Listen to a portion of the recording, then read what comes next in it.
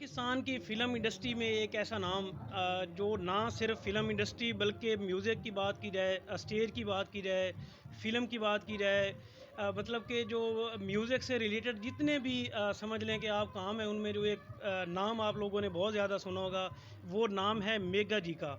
और हमारी खुशकिस्मती है खानेवाल वालों की कि आज वो यहाँ पे तशरीफ़ लाई हैं, और मेरी भी खुशकिस्मती है कि मेरे चैनल पे मतलब कि वो आ रही हैं, और मुझे रियली तौर पे इतना अच्छा लग रहा है कि मैं खुद भी इनका फ़ैन था, और आज बड़ी खुशी हुई है कि हमारे अपनी फैमिली एक इवेंट में वो इनवाइटेड हैं और मुझे इन्होंने टाइम दिया। मैडम, सबसे पहले बहुत शुक्रिया कि आपने हमें टाइम दिया। कैसी हैं आप? अस्सलाम वालेकुम जी। और आपको और आपके देखने वालों को, आपके जो फॉलोअर्स हैं उनको मेरी तरफ से, मेघा की तरफ से बहुत सारा सलाम, दुआ, प्यार और गुज़श्ता ईद मुबारक। जी, मैं बिल्कुल ठीक हूँ, अल्लाह का शुक्र है और मुझे ख़ुद बहुत अच्छा लग रहा है यहाँ खूबसूरत शहर खानेवाल में आके, क्योंकि मैं हमेशा यहाँ से बहुत प्यार समेट कर गई हूँ। चाहे मुल्तान हो, खानेवाल हो, साहिवाल हो, ये पट्टी इतना प्यार करने वाली है। और मेघा की ज़िंदगी के सेकंड अगर प्लेस हैं तो वो सबसे ज़्यादा इन्हीं शहरों में है। सबसे पहले लाहौर नंबर 1 पे आता है, उसके बाद इन शहरों के नाम है। सो आई लव यू ऑल। ठीक है। अच्छा मैडम जी, ये बताएँ, फ़िल्म से शुरू हुई, फ़िल्म इंडस्ट्री में काम किया, बतौर हीरोइन भी आती रहीं, उसके बाद आपने म्यूज़िक में भी कदम रख दिया, स्टेज भी किया, थिएटर भी किया, करना क्या चाह रही हैं आप? वो कहते हैं ना कि खिलाड़ी ऑल राउंडर होता है, हाँ तो जी। मैं भी फ़नकारों की ऑल राउंडर हुँ। हूँ। तो मैं भी अल्हम्दुलिल्लाह फ़नून लतीफ़ा से जुड़ी जितनी भी असनाफ़ हैं, उनके साथ अल्लाह ताला ने मुझे ख़ास तौर पे टैलेंट से नवाज़ा है, जिसको मैंने मतलब कि अल्लाह ताला की रहमतों और माँ-बाप की दुआओं के बाद बरोए-कार लाई हूँ, और अल्लाह ताला ने मुझे एक अच्छा नाम मकाम दिया है, शुक्र अल्हम्दुलिल्लाह।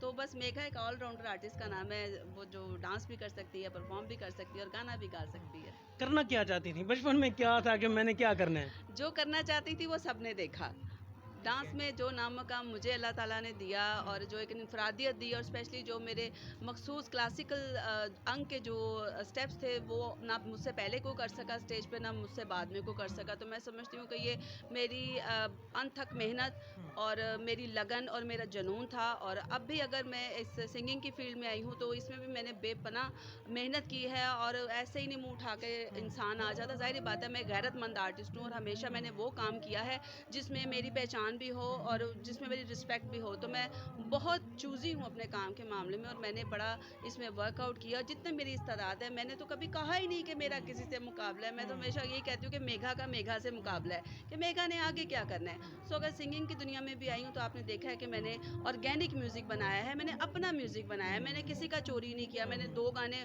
2 बोल म्यूज़िक वहाँ इधर-उधर से नहीं उठाया, अपना म्यूज़िक बनाया है, लोगों को दिखाया है और लोगों ने बहुत पसंद किया है। इसलिए तो कहते हैं कि मेघा एक वर्सटाइल है और ऑर्गेनिक आर्टिस्ट है। अच्छा, आपकी बात से मैंने बात निकाली, स्टेज पे बुरा टाइम चल रहा है, मतलब कि अभी हमारी जो वज़ीर इत्तला साहब हैं, वो भी छापे-छूपे मार रही हैं, और उन्होंने रिसेंटली एक वीडियो भी बनाई है आपके ऊपर, शायद आपको पता भी होगा, किसी चैनल पे बैठी थीं, और वो बता रही थी कि जो अच्छे मतलब अदाकार हैं या जो भी लोग हैं, उनको हम एप्रिशिएट करते हैं। आपका स्पेशली नाम लिया जी। उज़्मा बुखारी साहिबा ने। तो उनके कोई पर्सनल रिलेशन है या जस्ट काम की बुनियाद पे ही आपको एप्रिशिएट किया है उन्होंने?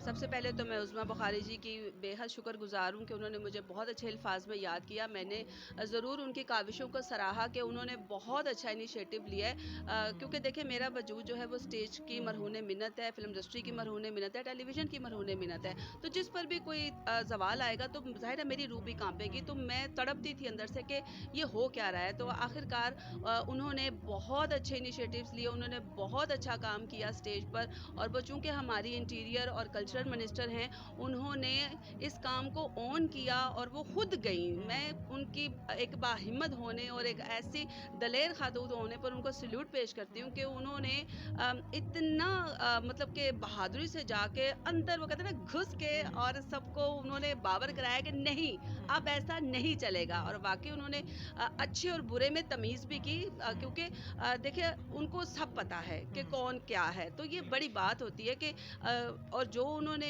इक़दाम उठाए हैं, वो देखिए थिएटर की बहाली के लिए ना, आम आदमी की कह लें कि तफ़रीह के लिए ना, कि उसको अच्छी साफ़-सुथरी तफ़रीह मिले, जो कि सबका हक़ है। और अगर वहाँ पर कुछ हो रहा है गलत, तो उसको ठीक होना चाहिए, इसमें तो कोई बुरी बात नहीं है।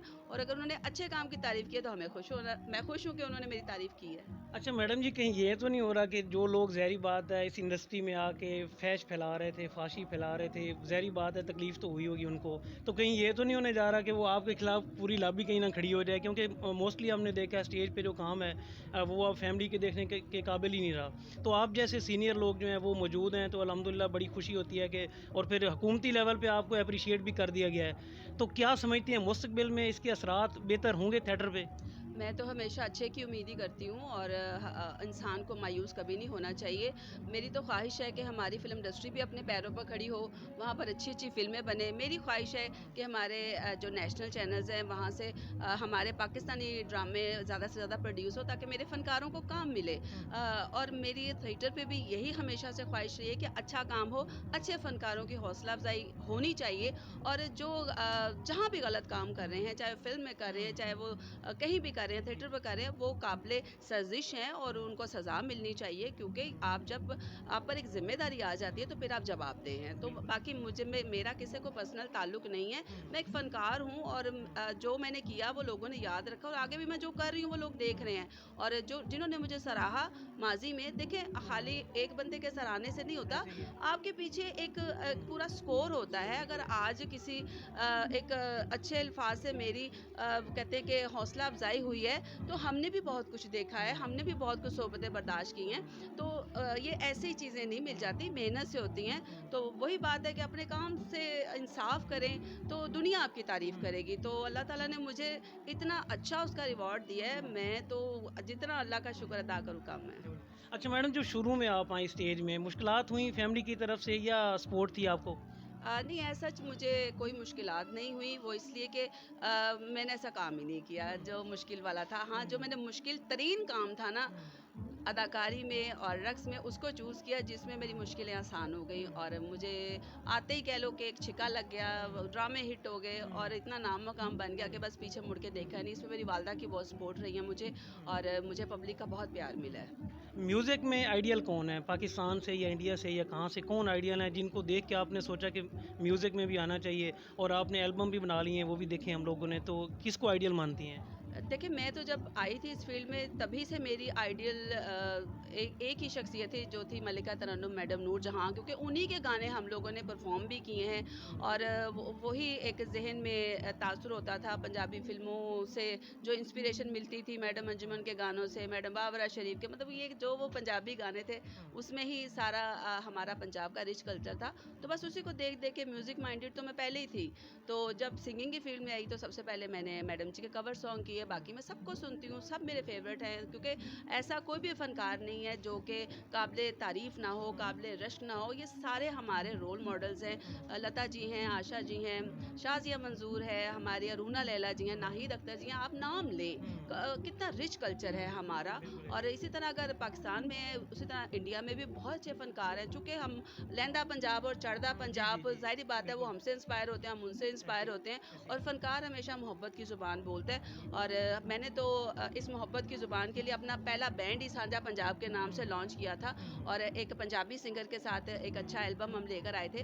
तो मेरा ख़्याल है कि फ़नकार तो अपने मुल्क का एम्बेसडर होता है और वो सिर्फ़ मोहब्बत की ज़ुबान बोलता है जो कि अदाकारी के ज़रिए, सिंगिंग के ज़रिए आप लोगों को कन्वे करते हैं और उनको एक मोहब्बत का पैगाम देते हैं।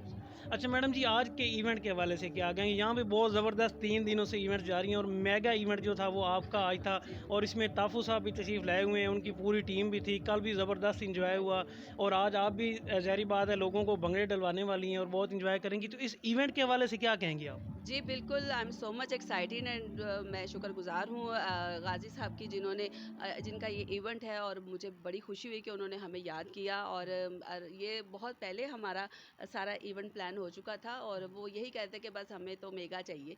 तो बस ये मैं समझती हूँ कि ये इतना बड़ा मेरे लिए अचीवमेंट है क्योंकि देखिए बहुत मैं इनिशियल अपने अभी सिंगिंग के करियर में हूँ और मैंने अभी तक अमेरिका, बहरीन, दुबई में और पाकिस्तान में पूरी दुनिया में परफ़ॉर्म कर चुकी हूँ एज़ अ सिंगर भी। तो तो आज के हवाले से भी मैं बहुत एक्साइटेड हूँ, हमारी स्पेशल तैयारी भी है। और जो मेरा एक वेडिंग सीज़न के हवाले से 2 गाने आए थे जिसमें वेला शगना दा और शादी दा मौका, ये सारा उसकी मरहून मिन्नत है कि वो गाने इतने ज़्यादा मकबूल हुए और इस एल्बम को सारा ऑर्गेनाइज़ तारिक ताफ़ो साहब ने किया और मेघा कल्चरल प्रोडक्शन की तरफ से इसको तरतीब दिया गया। तो मैं समझती हूँ कि जो मेरी टीम है जिसमें ज़िशान अली जानू है, वकास अली हैं, तारिक ताफ़ो भाई हैं, ये इतनी खूबसूरत मेरी एक टीम है कि और उनकी जो कहती हूँ ना कि जो फेस नज़र आता है वो मैं हूँ। तो ये बहुत अच्छा फेस है और ये मेगा इवेंट भी होने जा रहा है, तो इंशाल्लाह मैं उम्मीद करती हूँ कि देखने वालों को भी पसंद आएगा और घर वालों को भी पसंद आएगा। अच्छा मैडम जी, लास्ट पे जो हमारे सुनने वाले हैं, अरे लास्ट रह गए? जी, जी, क्या क्या मैसेज देना चाहेंगी अपने चैनल, मतलब मेरे जो देखने वाले हैं, पहले भी आप दे चुकी हैं लेकिन फिर भी क्या पैगाम देंगी?